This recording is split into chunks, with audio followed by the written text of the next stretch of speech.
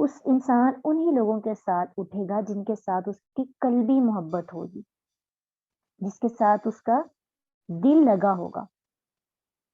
تو یہ چیزیں ہمیں چیک کرتے رہنا چاہیے کہ اپنے دلوں میں کہ ہم کتنی بار جو ہے قرآن کو پڑھتے ہیں، کتنی بار یہ کہتے ہیں کہ اللہ ہمیں بھی قرآن کے گواہ رہنے والوں کے ساتھ لکھ دے۔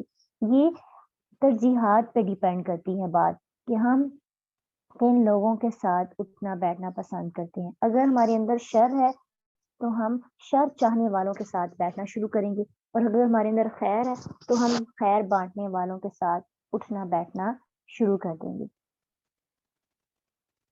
اور کتنا اچھا ہے کہ اللہ سبحانہ تعالیٰ ہمیں روز خیر بانٹنے اور خیر سمیٹنے کا موقع دیتے ہیں۔ یہ قرآن کا پڑھنا، یہ قرآن کا سیکھنا، یہ جو پراپر ایک کورس کی شیپ ہے، بیسکلی یہ ہے کہ ہمیں ریگولر قرآن کے ساتھ جڑے رہنے کا موقع ملتا ہے، اور جب ہم اس کو پڑھتے رہیں گے ہمیں خیر ملتی رہے گی، ہم شر سے دور رہیں گے۔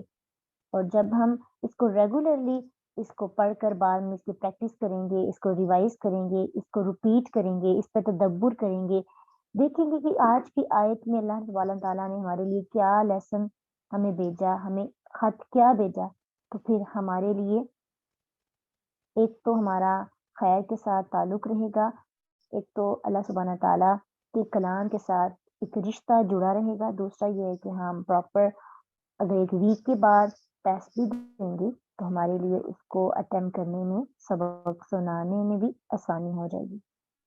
اور پھر جیسے جیسے ہم اس کو تدبر کے ساتھ پڑھیں گے تو قریب ہے کہ ہماری آنکھوں سے بھی آنسو بہہ پڑیں، کیونکہ قرآن ایک ایسی کتاب ہے جب آپ برسوں سے چھپے ہوتے ہیں، برسوں سے آپ کے اندر کچھ کوشچنز ہوتے ہیں اور دنیا جہان کے لوگ اس کا جواب نہیں دے پاتے، اور اچانک سے قرآن کی کوئی آیت آپ کے دل پر کلک کرتی ہے، نوک کرتی ہے، اور فوراً سے آپ کا سخت دل نرم پڑ جاتا ہے اور خود بخود آپ کی آنکھیں بہنے پر مجبور ہو جاتی ہیں۔ یہ تب ہوتا ہے جب آپ کو لفظوں سے آشنائی ہوتی ہے، جب آپ کو پہچان ہوتی ہے، اور یہی پہچان حاصل کرنے کے لیے عرفو من الحق، آج ہم بھی عرفو من الحق کی وجہ سے اپنے اس مشن کو آگے لے کے بڑھ رہے ہیں، تاکہ ہم خود پہچانیں کہ سچ کیا ہے، اور پھر اعینہم تفیض من الدم، ہمارے لیے بھی قرآن کی گواہی ہو جائے۔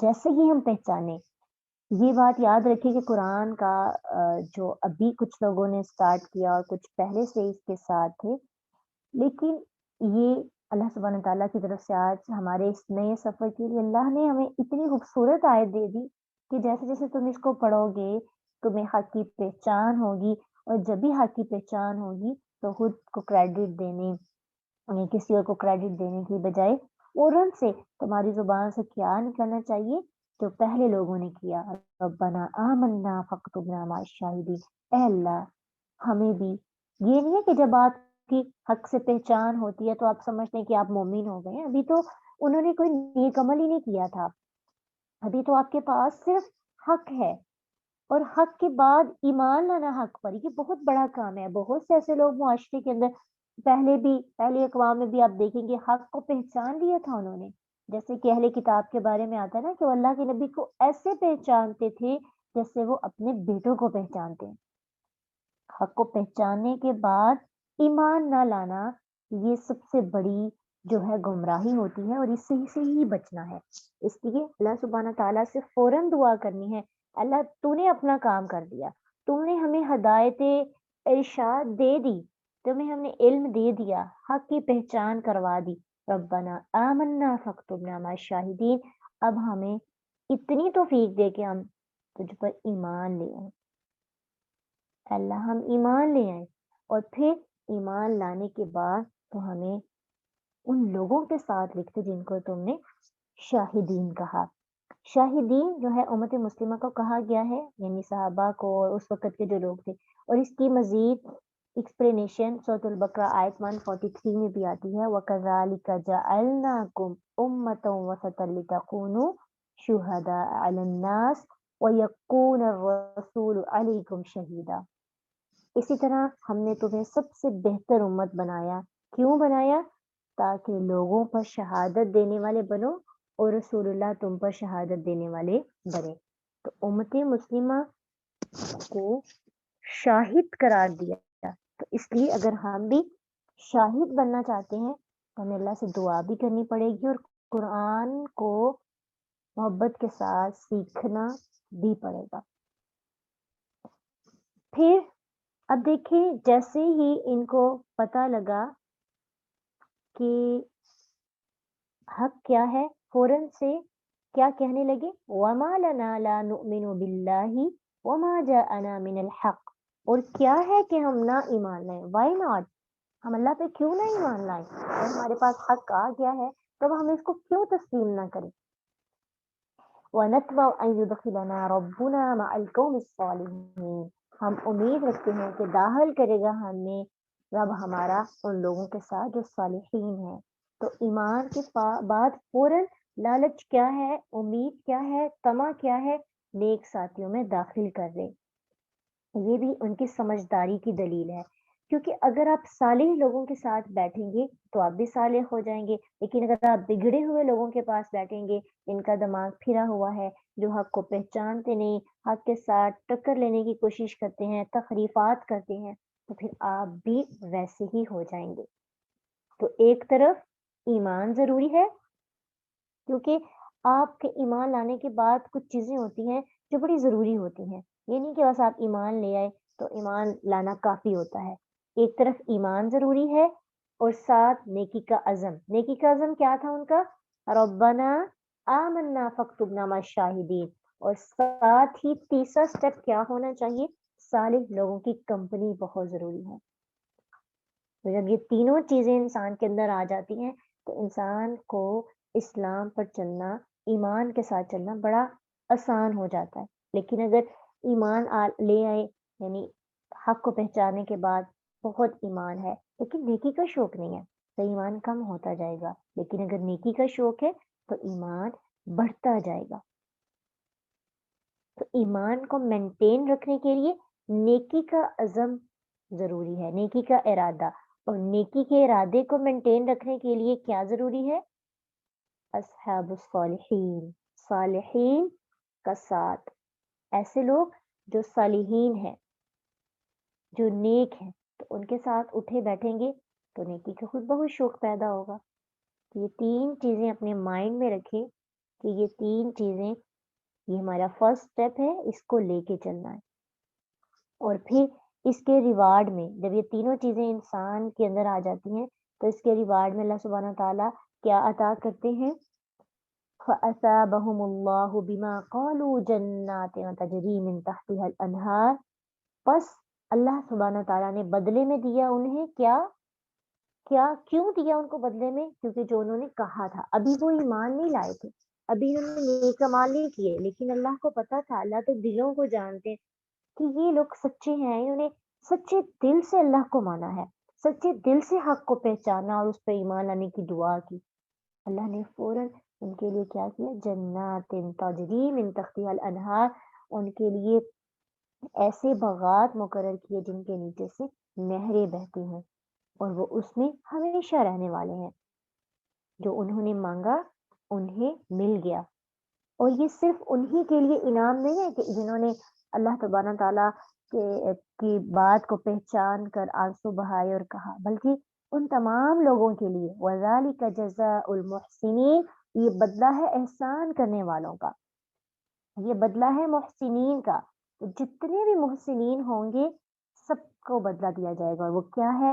باغات، جنات، جس میں شاہدین بھی ہوں گے، انبیاء بھی ہوں گے، صالحین بھی ہوں گے، محسنین بھی ہوں گے. تو جنت کی سب سے بڑی خوبصورتی ہی یہی ہے کہ اس میں وہ تمام لوگ ہوں گے جو بڑے نیک اور اعلیٰ درجے پر فائز ہیں. اور سب سے بڑا انعام جنت میں جو ہوگا وہ اللہ کے رسول اور اللہ کا دیدار.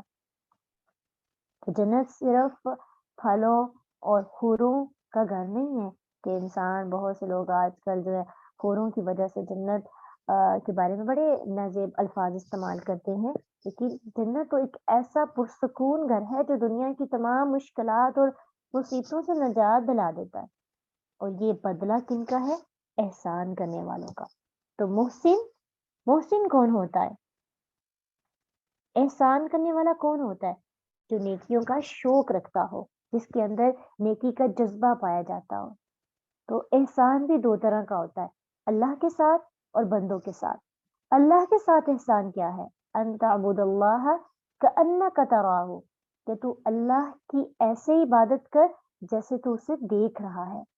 یعنی جب ہم یہ سوچیں گے کہ میں اللہ کو دیکھ رہا ہوں تو انسان کی عبادت میں حسن آئے گا۔ تو محسن وہی ہوتا ہے جس کی نیکیوں میں حسن ہو، جس کی نیکیاں خوبصورت ہوں، جس کی نیکیاں بڑی پیاری سی ہوں۔ تو اللہ کے ساتھ احسان کرنے والا بندہ ایسے عبادت کرتا ہے، اور بندوں کے ساتھ احسان تین طرح سے ہوتا ہے۔ کولی احسان، کولی بھی احسان ہوتا ہے، اور یہ کیسے ہوتا ہے؟ کسی انسان کے ساتھ اچھی بات کرنا، اس کو اچھا مشورہ دے دینا، اچھی نصیحت کرنا، اچھے طریقے کے ساتھ اس کو گائیڈ کرنا، محبت کے ساتھ بلانا۔ ایون احسان کا مطلب سمجھے کہ یہ بدلہ نہیں مانگتا لوگوں سے۔ احسان یہ ہے کہ آپ نے برائی کا بدلہ بھی بھلائی سے کیا۔ یہ نہیں کہ جو اچھی بات کر رہا ہے اس کے ساتھ ہی اچھی بات کرنا، جو اچھا بول رہا ہے اس کے ساتھ ہی اچھا بولنا، کسی کی طرف سے ایک فکرہ کوئی دل کو دکھ دینے والا پہنچا تو آپ جب تک 10 الفاظ نہ استعمال کر لیں سکون نہیں ملتا۔ تو یہ تو احسان میں نہیں آئے گا۔ احسان میں تو یہ ہے نا کہ آپ کے ساتھ کوئی اچھا کرے یا نہ کرے، آپ اچھی بات کریں، اچھے طریقے سے بولیں۔ اسی طرح بدنی احسان یعنی جسمانی احسان کیا ہے؟ جسمانی مدد دینا، کسی کی ہیلپ کر دینا، کسی کا کام کر دینا۔ تو جو محسن ہوتا ہے اس کا دل بڑا اچھا ہوتا ہے، اس کا دل خیر خواہی والا ہوتا ہے، اس کی بات بھی بڑی خوبصورت ہوتی ہے اور اس کا دل بھی بہت خوبصورت ہوتا ہے۔ وہ بات بھی اچھی کرتا ہے اور اپنے جسم سے جسمانی طاقت کو استعمال کرتے ہوئے لوگوں کی بہت ہیلپ کرتا ہے، یہ سوچے بنا کہ اس کو اس کا معاوضہ بھی دیا جائے گا۔ اسی طرح مالی احسان بھی کرتا ہے، خوشی سے کرتا ہے، خوشی سے اللہ کی راہ میں اللہ کے بندوں پر مال لگاتا ہے۔ تو آپ شاہد بن نہیں سکتے، آپ صحابہ کرام جیسی خوبیوں کو اپنا نہیں سکتے جب تک ان تمام رستوں سے احسان نہ کریں۔ تو جو کچھ اللہ نے دیا اس سارے کو دوسروں کے ساتھ شیئر کرنا۔ احسان دراصل خیر کو دوسروں میں بانٹنا ہے، خوشیاں دینا ہے، لوگوں کو خوش کرنا ہے، لوگوں کے اندر محبت اور خوشی بانٹنے کی وجہ بننا ہے۔ تو ایسا بندہ محسن ہوتا ہے، اور جو محسن ہوتا ہے اللہ اس کو پسند بھی کرتے ہیں، اس کو بدلہ بھی دیتے ہیں اور اس کو جنت بھی عطا کرتے ہیں۔ دنیا میں بھی اس کو سکون مل جاتا ہے اور آخرت میں بھی اس کو جنت ضرور اس کے بدلے میں دی جاتی ہے۔ اس لیے ہمارے لیے اس لیسن اس آیت میں کیا ہے سیکھنے کو؟ کہ ہم محسن بننے کی کوشش کریں۔ ہم اگر چاہتے ہیں کہ ہمیں بھی اچھا بدلہ ملے تو ہمیں بھی احسان کرنے والوں میں اپنا نام، شاہدین میں اپنا نام لکھوا دینا چاہیے۔ تو شاہدین بننے کے لیے محسنین بھی بننا پڑے گا۔ پھر اللہ سبحانہ تعالیٰ نے ایک دوسرے گروہ کا بھی ذکر یہاں پہ کر دیا تاکہ انسان سمجھے کہ دنیا میں ایک ایسا گروہ بھی موجود ہے۔ وہ کون ہے؟ کتاب کو جھٹلانے والے۔ وہی بات ہے کہ ان کو حق کا پتہ چل جاتا لیکن وہ کفر کرتے ہیں، وہ جھٹلا دیتے ہیں۔ والذین کفروا وکذبوا بآیاتنا اولئک اصحاب الجحیم، جنہوں نے کفر کیا، جنہوں نے کفر و تکذیب کی، ان لوگوں کو اصحاب الجحیم، جہنم کے ساتھیوں کے ساتھ رکھا جائے گا۔ ان کا ٹھکانہ کیا ہے؟ جہنم کے ساتھی، ان کی کمپنی۔ اب دیکھیں ہم نے صالحین کی کمپنی پڑھی کہ وہ بڑی ضروری ہوتی ہے، تو اسی طرح جو لوگ کفر کرتے ہیں، جو لوگ انکار کرتے ہیں، جو پہچان کر نہیں مانتے، ان کو پھر قیامت کے دن کیسے لوگوں کی کمپنی دی جائے گی؟ جو جہنم میں رہنے والے ہیں۔ یا ایھا الذین آمنوا لا تحرموا طیبات ما احل اللہ لکم ولا تعتدوا، اے لوگو جو ایمان لائے ہو، نہ تم حرام کرو پاکیزہ چیزیں جو کہ تم پر اللہ نے حلال کی ہیں، اور حد سے بھی نہ بڑھو۔ اب جب مذہبی زوال آتا ہے تو لوگوں کے اندر کی اصلاح کا جو توجہ ہے، جو کوشش ہے، وہ کم ہو جاتی ہے۔ لوگ کیا کرتے ہیں؟ بجائے اپنے باطنی اصلاح کرنے کے، لوگ اپنے ظاہر کو مشکل بنانا شروع کر دیتے ہیں، اور وہ سمجھتے ہیں کہ وہ چند چیزوں کو اپنے اوپر بین کر کے اپنے اوپر نیک نامی کا لیبل لگوا سکیں، باہر کی دنیا میں چینجنگ کرنے لگتے ہیں، ظاہری پہلو پر توجہ دینا شروع کر دیتے ہیں، اپنے ظاہر کو صرف اس لیے بلکہ دنیاوی حلال چیزوں کو اپنے اوپر حرام کر لیتے ہیں، صرف کیا کرنے کے لیے؟ اپنی نیک نامی حاصل کرنے کے لیے۔ اور پیچھے نصارہ کی بھی تعریف کی گئی، اور ان کی تعریف بات کی گئی، پھر اس کے اندر ان کے اندر ایک یہ بھی ان کے دینی مذہب میں یہ چیز بھی تھی کہ وہ راہب ہو جاتے تھے۔ جب بھی کوئی مذہبی انسان مذہب کو ماننے لگتا، نیک بننے لگتا، تو وہ کیا کرتا تھا؟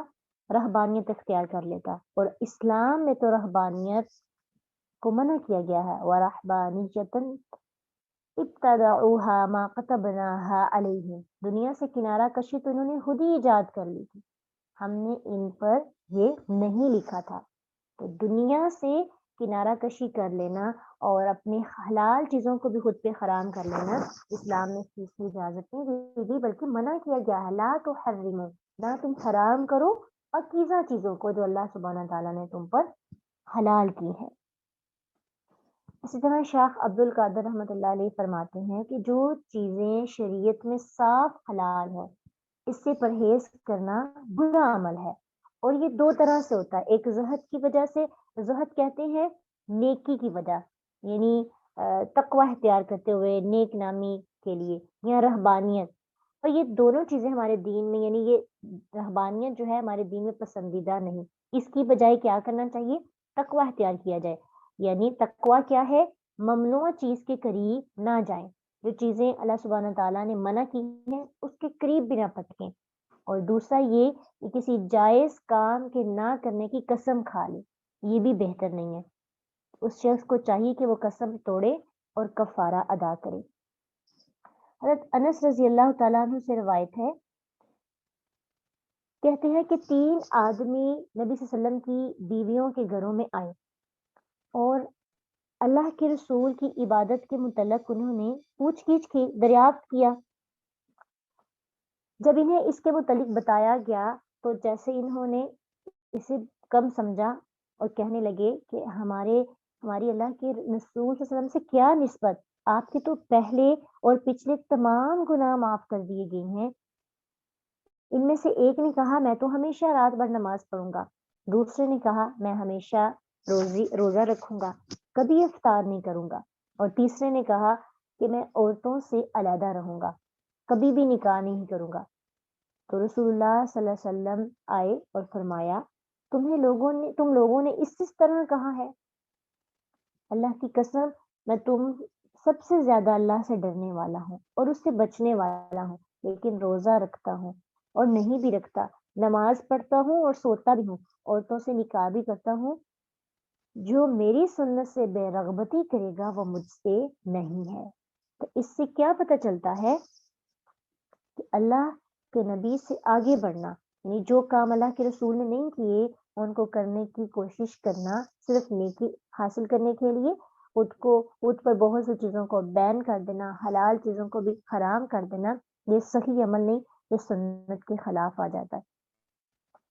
اس سلسلے میں اور بھی بہت سی روایات ہیں، لیکن یہ آیت کسی موقع پر نازل ہوئی، ایسے ہی ایک موقع تھا جو کہ جنگ کا تھا، اور اس میں عبداللہ بن مسعود رضی اللہ تعالیٰ عنہ فرماتے ہیں کہ ہم اللہ کے نبی کے ساتھ جنگ کرتے تھے، ہمارے ساتھ بیویاں نہیں ہوتی تھی، تو ہم نے عرض کیا کہ ہم خصی نہ ہو جائے، ہم اپنے پرائیویٹ پارٹس کو، کچھ لوگوں نے یہ بھی کہا کہ روایت میں آتا ہے کہ اپنے کہ ہم خصی ہو جائیں گے اور ہمیں کوئی ضرورت نہیں رہے گی، ہم عورتوں کے ساتھ نکاح نہیں کریں گے، ان کے قریب نہیں جائیں گے، تو اللہ کے نبی صلی اللہ علیہ وسلم نے اس سے منع کیا، اور پھر ہمیں رخصت دے دی کہ ہم کپڑے کے ساتھ عورت سے نکاح کریں، اور پھر یہ آیت پڑھی یا ایھا الذین آمنوا لا تحرموا طیبات، کہ اے لوگوں جو ایمان لائے ہو، پاکیزہ چیزیں جو اللہ نے تم پر حلال کی ہیں اس کو اپنے پر حرام نہ کرو.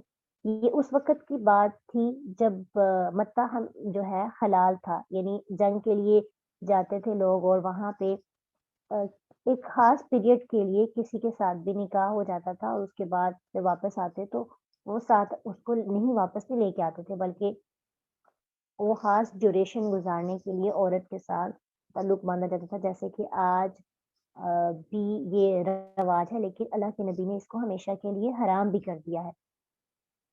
صحیح مسلم کی حدیث ہے کہ اللہ کے نبی صلی اللہ علیہ وسلم نے فرمایا کہ اے لوگوں، میں نے تمہیں عورتوں سے متع کرنے کی اجازت دی تھی اور بے شک اللہ تعالیٰ نے اسے قیامت کے دن تک حرام فرما دیا. تو جس شخص کے پاس ایسی عورتوں میں سے کوئی موجود ہو وہ اسے چھوڑ دے اور تم نے انہیں جو کچھ دیا ہے اس میں سے کوئی چیز واپس نہ لو. تو بیسکلی یہ آیت جو ہے حلال چیزوں کو اپنے اوپر حرام کرنے کی کانٹیکس میں ہے. تو کوئی بھی چیز ہم اگر حلال ہے اور خود پر حرام کر لیتے ہیں، یہ اسلام میں اس چیز کو پسند نہیں کیا گیا. اور ساتھ ہی بیلنس رکھنے کے لیے اللہ سبحانہ تعالیٰ نے کیا کہہ دیا، وَلَا تَعْتَدُوا، اور تم حد سے تجاوز بھی نہ کرو. یعنی دو چیزوں کا خیال رکھنا ہے، کلو وشربو ولا تسرفو. سورۃ اعراف 31 میں آتا ہے کہ مادی یعنی تم کھاؤ بھی پیو بھی لیکن اسراف نہ کرو. کھانے پینے سے منع نہیں کیا گیا لیکن حد سے بڑھنے سے منع کیا گیا. تو اعتدال میں رہ کر ہم اپنی تمام چیزیں جو کہ ہم یوز کرتے ہیں جو حلال بھی ہے ہمارے لیے، ان کو استعمال کر سکتے ہیں. یہ ان دونوں لفظوں کو انڈر لائن کر لیں، لا تحرموا ولا تعتدوا، تاکہ ہمیں پتا ہو کہ ہم نے ان دونوں کے درمیان میں رہنا ہے، نہ حرام کی طرف بھاگنا ہے نہ حد سے بڑھنا ہے، ان دونوں کے بیچ میں رہنا ہے. کچھ لوگ چیزوں کو بالکل حرام کر دیتے ہیں صرف اس لیے کہ ظاہری دینداری کو حاصل کرنے کے لیے، اور کچھ حد سے زیادہ تجاوز کرتے ہیں، یعنی اتنا کھاتے ہیں کہ ان کو اسلامک سارے ریچولز بھول جاتے ہیں، ارکان اسلام کو بھول بیٹھتے ہیں، دین کو بھول بیٹھتے ہیں، ان کا صرف کھانے پینے کی طرف دھیان رہتا ہے اور اتنا کھاتے ہیں کہ ان کی صحت بھی اس سے امپریس ہو جاتی ہے. اس لیے خلاصہ اس آیت کا کیا ہے کہ اتنا کھاؤ کہ تم ہلاک نہ ہو، ہلاکت سے بچ سکو، بیمار نہ پڑو، اور تمہارا حد سے زیادہ گزر جانا تمہیں اللہ سے دور نہ کر دے. اور پھر ان اللہ لا يحب المعتدین، دوبارہ تاکید کی کہ اللہ حد سے گزرنے والوں کو پسند نہیں کرتا. وَكُلُوا مِمَّا رَزَقَكُمُ اللَّهُ حَلَالًا طَيِّبًا، اور تم کھاؤ پاکیزہ چیزیں جو اللہ نے تم پر حلال کی ہیں. وَاتَّقُوا اللَّهَ الَّذِي، اور ڈرو اللہ سے وہ جو انتم بِهِ مُؤْمِنُونَ، جس پر تم ایمان لاتے ہو. تو اس لیے کیا پتہ چلتا ہے کہ حلال طیب چیزیں کھانی ہیں، یہ بھی نہیں کہ اب انسان کو اللہ نے کہا کہ بھی اپنی پکیزہ چیزوں کو اپنے پر حرام نہ کرو، اور انسان کہ اللہ نے مجھے بہت چھوٹ دے دی، میں جو مرضی کھاؤں جو مرضی پیوں، مجھے اس چیز سے کوئی پوچھ گچھ نہیں ہوگی. بلکہ دوبارہ سے اگین اللہ سبحانہ تعالیٰ نے مسلمانوں کو سمجھانے کے لیے کہا کہ حلال اور پاکیزہ چیزیں کھانی چاہیے. اور حلال اور پاکیزہ چیزوں میں دو چیزوں کو مد نظر رکھا جاتا ہے کہ جو چیز کھا رہے ہیں وہ بھی حلال ہو اور جس کمائی سے لیا جاتا ہے وہ بھی حلال ہے. یہ ہے طیب. طیب کی ڈیفینیشن کیا ہے؟ جو چیز کھا رہے ہیں وہ حلال ہو، پاک ہو، صاف ہو، خوشبو اس کی اچھی ہو اور کراہت والی نہ ہو، اور ساتھ ہی ساتھ جس کمائی سے کھا رہے ہیں، یعنی کہ رشوت سود کھاتے جائیں اور ہم کہیں گے کہ ہم پاکیزہ چیزیں کھا رہے ہیں، ہم حلال چیزیں کھا رہے ہیں. تو کمائی کا بھی خیال رکھنا. وَاتَّقُوا اللَّهَ الَّذِي أَنْتُمْ بِهِ مُؤْمِنُونَ، ایمان تقوی کا مطالبہ کیا جا رہا ہے، اور اللہ سے ڈرو. ڈرنے کی وجہ سے کیا ہوتا ہے کہ انسان کے ایمان میں اضافہ ہوتا ہے. تقوی اختیار کرو، جو چیزیں حرام ہیں ان کے قریب نہ جاؤ. تو یہی پتہ چلتا ہے کہ تقوی کی ڈیفینیشن یہ ہے کہ انسان ان چیزوں سے بچے جو حرام ہے اور ان چیزوں کو اچھی طرح استعمال کرے جو اس کے لیے حلال ہے. تو ان آیات میں خود تدبر کرنا ہے، غور و فکر کرنا ہے کہ اس آیت میں اللہ سبحانہ تعالیٰ نے مزید ہمارے لیے کیا لرننگس رکھی ہیں تاکہ ہم ان کو دیکھیں اور ان پر تدبر کر کے اپنی لائف میں ان کو اپلائی کر کے ہم قرآن کو پڑھنے کا مقصد جو ہے اس پہ پورا اتر سکے. محض یہ چند آیات کا پڑھنا، سلیبس کور کرنا کافی نہیں ہے. یہ ہماری اصلاح کے لیے اتارا گیا اور اس کو اصلاح کے لیے ہی پڑھنا ہے. اور آخری آیت سے جو ہمیں لیسن ملتا ہے وہ یہی ہے کہ ہمیں زندگی میں اعتدال قائم کرنا ہے، نہ ہی اپنے آپ کو اتنا گھٹ گھٹ کر زندگی جینے پر مجبور کرنا ہے. حالانکہ جو چیز اللہ نے حلال کی ہیں، جن کی اجازت دی ہے، جن کو استعمال کرنے کا کار ہوتے ہوئے بھی گنجائش ان کو استعمال نہ کرنا، یہ بھی ٹھیک نہیں ہے. اور اگر گنجائش ہے تو حد سے زیادہ بڑھ جانا یہ بھی پسندیدہ عمل نہیں ہے. اپنے اس رویے پر غور و فکر کرنے کی کوشش کرنی ہے.